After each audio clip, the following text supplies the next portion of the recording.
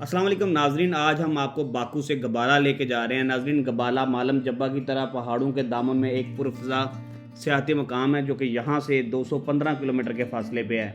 پہاڑی سلسلہ ہونے کی وجہ سے تقریباً 3.5 گھنٹے میں آپ باکو سے گبالہ پہنچ سکتے ہیں۔ ناظرین، گبالہ جاتے ہوئے راستے میں 2 اور بھی شہر آتے ہیں، جن میں پہلا شہر شماخی کہلاتا ہے جو کہ باکو سے 130 کلومیٹر کے فاصلے پہ ہے اور تقریباً وہاں تک پہنچنے میں 1.5 گھنٹہ لگتا ہے، جبکہ دوسرا شہر اسماعیلی ہے جو کہ 175 کلومیٹر ہے اور وہاں تک پہنچنے میں تقریباً 2.5 گھنٹے لگ جاتے ہیں۔ اس کے بعد آپ ایک جنگل کراس کرتے ہیں، بڑا مشہور جنگل ہے، وہ بھی انشاءاللہ ہم آپ کو دکھائیں گے، اور پھر آپ کی فائنل ڈیسٹینیشن گبالہ چیئر لفٹ ہوتی ہے، جہاں تک پہنچنے میں 3.5 سے 4 گھنٹے لگ جاتے ہیں۔ ڈیپینڈ کرتا ہے کہ ٹریفک کتنا ہے اور پہاڑی علاقے میں ویدر کی کیا کنڈیشنز ہیں۔ اگر بارش ہو رہی ہو تو اوبیسلی تھوڑا زیادہ ٹائم لگ جاتا ہے۔ ناظرین، اس وقت ہم باکو کا آخری ٹاؤن کراس کر رہے ہیں، اس کے بعد باکو کی آبادی ختم ہو جائے گی۔ یہ دیکھیں، اب آگے یو ٹرن کا بورڈ لگا ہوا ہے، آپ باکو اگر واپس جانا چاہیں تو یہاں سے یو ٹرن لے سکتے ہیں، اور تھوڑا سا آگے سے یو ٹرن ہے، لیکن آپ دیکھیں کہ آبادی ایک دم ختم ہو گئی ہے۔ وہ آخری قصبہ تھا جو میں نے آپ کو دکھایا، یہ آخری ٹاؤن تھا، اور یہ دیکھیں یہاں پہ یہ یو ٹرن ہے۔ اینی ویز، اب ہم جائیں گے انشاءاللہ شماخی، ہماری پہلی منزل گبالہ کے ٹرپ کی۔ شماخی کے بارے میں آپ کو تھوڑا سا بتا دیتا ہوں۔ شماخی کو سٹی آف پوئٹس یعنی کہ شاعروں کا شہر بھی کہا جاتا ہے۔ یہاں پہ آذربائیجان کے 2 مشہور ترین شاعر صابر اور نسیمی دونوں اس سٹی سے بلانگ کرتے تھے، جن میں سے صابر جو ہیں ان کی تو قبر بھی شماخی میں ہے۔ ناظرین، شماخی سلک روڈ کے اوپر واقع ایک قدیم ترین شہر تھا جو کہ قدیم آذربائیجان کا کیپٹل بھی ہوا کرتا تھا۔ 8th سینچری سے 15th سینچری تک یہاں پہ شیروان شاز ڈائنیسٹی کی حکومت رہی ہے، اور ان کے دور میں یہ کیپٹل تھا آذربائیجان کا۔ اور اس کے ساتھ ساتھ یہ ایک کیونکہ سلک روڈ پہ تھا تو یہ ایک تجارتی شہر بھی تھا۔ یہاں پہ بہت سارے کاروان سرائے یعنی کہ جو مسافر خانے ہیں وہ ہوا کرتے تھے۔ یہاں پہ سلک کا بہت کاروبار تھا، اور ساتھ ساتھ یہاں پہ اور بھی کاٹن کی تجارت بھی ہوتی تھی۔ یہ ساری چیزیں جو اس شہر سے وابستہ ہیں، ایک بڑا تاریخی شہر ہے دیکھنے کے لحاظ سے۔ بٹ جو اس میں سب سے خوبصورت چیز دیکھنے والی ہے، جو آج ہم انشاءاللہ آپ کو دکھانے جا رہے ہیں، وہ جمعہ ماسک ہے، جو کہ آذربائیجان کی پہلی مسجد ہے، اور یہ 8th سینچری میں تعمیر ہوئی۔ 743 اینڈ 744 ان 2 سالوں میں اس کی تعمیر مکمل ہوئی۔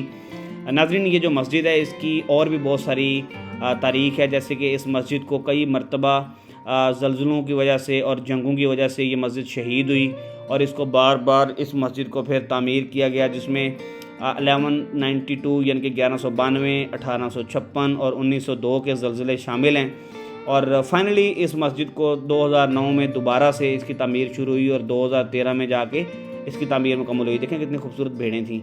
ناظرین، یہاں پر بھی دیکھیں چرواہے یہاں پر بھی موجود ہیں، چاہے یہ جتنا بھی ایڈوانس کنٹری ہے، بٹ بھیڑ بکریاں اور یہ جو چیزیں ہیں، مویشی وغیرہ ہیں، یہ ہر کنٹری نے رکھے ہوئے ہیں، اور یہ کوئی بری بات نہیں ہے۔ اب دیکھیں کتنا خوبصورت ملک ہے، کتنا سبزہ ہے۔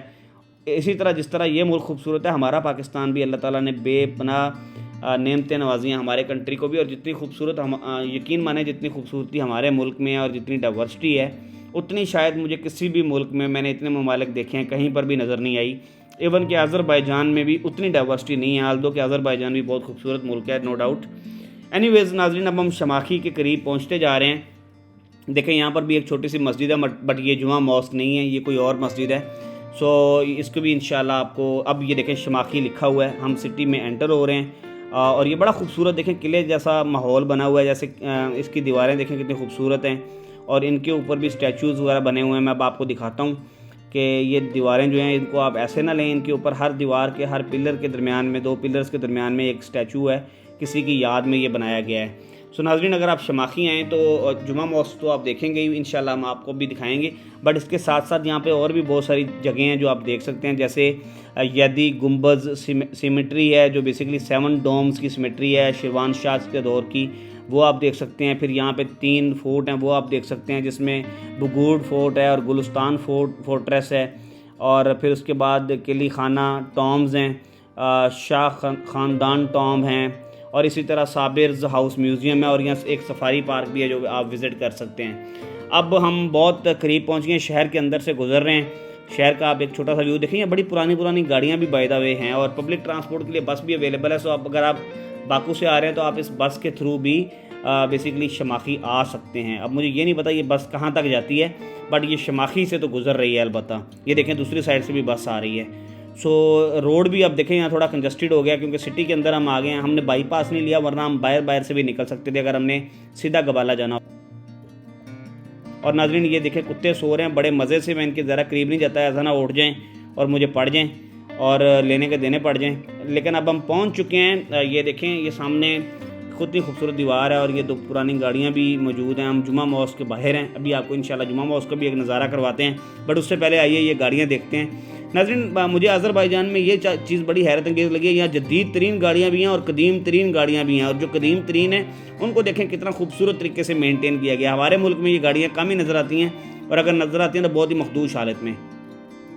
چلیے آئیے اب مسجد دیکھتے ہیں اور آپ کو جمعہ ماسک کا ایک خوبصورت سا نظارہ کرواتے ہیں۔ یہ دیکھیں یہ خوبصورت جمعہ ماسک ہے جس کے بارے میں ابھی آپ کو بتا رہا تھا، اور آئیے چلتے ہیں اندر اور چل کے اندر سے دیکھتے ہیں۔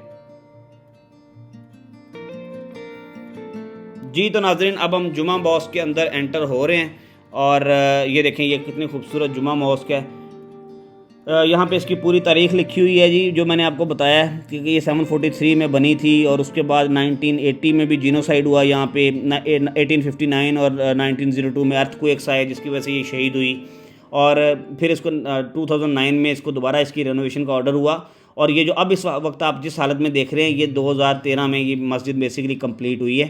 دیکھیں کتنا خوبصورت اس کا ویو ہے، کتنا خوبصورت منظر ہے۔ ناظرین جو پرانی مسجد ہوا کرتی تھی وہ یہ درمیان میں جو باغیچہ آپ کو سامنے میں نے بھی آپ کو دکھاتا ہوں ٹھہریں، یہ جو باغیچہ ہے یہاں پہ بیسیکلی قدیم مسجد ہوا کرتی تھی، اور یہ جو سامنے آپ کو لوہے کے راڈ پڑے ہوئے ہیں یہ بیسیکلی قدیم مسجد کی باقیات ہیں۔ یہ دیکھیں تو ناظرین یہ جگہ یہ دیکھیں یہ قدیم مسجد کی جگہ بیسیکلی یادگار بنائی ہوئی ہے۔ یہاں پہ بہت زیادہ لوگ جو ہیں وہ شہید ہوئے تھے جب آرمینین گروپس نے بیسیکلی مسلمانوں کے اوپر اٹیک کیا اور جینوسائیڈ ہوا تھا بہت زیادہ مسلمانوں کا۔ تو یہ وہ قدیم مسجد کی جگہ ہے جہاں انہوں نے دونوں جگہوں پہ باغیچے بنائے ہوئے ہیں، جہاں پہ بہت سارے مسلمانوں کا ناظرین اس جگہ پہ خون بہا ہوا ہے، بہت زیادہ مسلمان اس جگہ پہ شہید ہو چکے ہیں۔ اب انہوں نے اس کو بیسیکلی پریزرو کیا ہے باغیچے سے بنا کے اور مسجد کو خوبصورتی دے دی ہے، بٹ اس مسجد کی ایک بڑی تلخ جو ہے وہ یادگاریں ہیں، یہاں پہ مسلمانوں کا بے تحاشا خون جو ہے وہ بہا ہوا ہے۔ سو ناظرین یہ سامنے ایک فاؤنٹین بنا ہوا ہے، دیکھیں اسی طرح کا فاؤنٹین دوسری سائڈ کے اوپر بھی ہے جو ابھی چل نہیں رہے، بٹ میں نے کہا آپ کو دکھا دوں۔ چلیے اب ہم اندر سے آپ کو مسجد کا نظارہ کرواتے ہیں۔ تو یہ ہم مسجد کے اندر آ گئے ہیں، اندر سے بھی انتہائی خوبصورت طریقے سے اس مسجد کو تعمیر کیا گیا ہے۔ اس کی جو دیواریں ہیں اور اس کے جو ستون ہیں وہ سارے ایک خاص قسم کے سنگ مرمر سے بنائے گئے ہیں، اور میک شور کیا گیا کہ جو قدیم مسجد تھی اس کی بھی ایک جھلک اس مسجد کے اندر نظر آئے۔ اس کی چھتیں دیکھیں کتنے خوبصورت طریقے سے ڈیزائن کی گئی ہیں، اور یہ دیکھیں کتنا خوبصورت طریقے سے اس کو بنایا گیا۔ یہ دیکھیں سو ناظرین یہ تھی میری آج کی ویڈیو، امید ہے آپ کو میری یہ ویڈیو پسند آئی ہوگی، اور اگر آپ شماخی آئیں گے تو آپ بھی جمعہ ماسک ضرور آئیں اور آ کے اس کو اپنی آنکھوں سے دیکھیں، بہت خوبصورت مسجد ہے، اور اس کے ساتھ ساتھ آپ کو یہاں کی تاریخ کے بارے میں بھی کافی کچھ سیکھنے کو ملے گا۔ شماخی ایک تاریخی طور پہ بہت مشہور ترین شہر ہے اور یہاں پہ بہت ساری جگہیں دیکھنے والی، سو آپ جب بھی شماخی آئیں آپ کو یہ ساری جگہیں ضرور وزٹ کرنی چاہیے۔ بہت شکریہ، تھینک یو، اللہ حافظ ناصر۔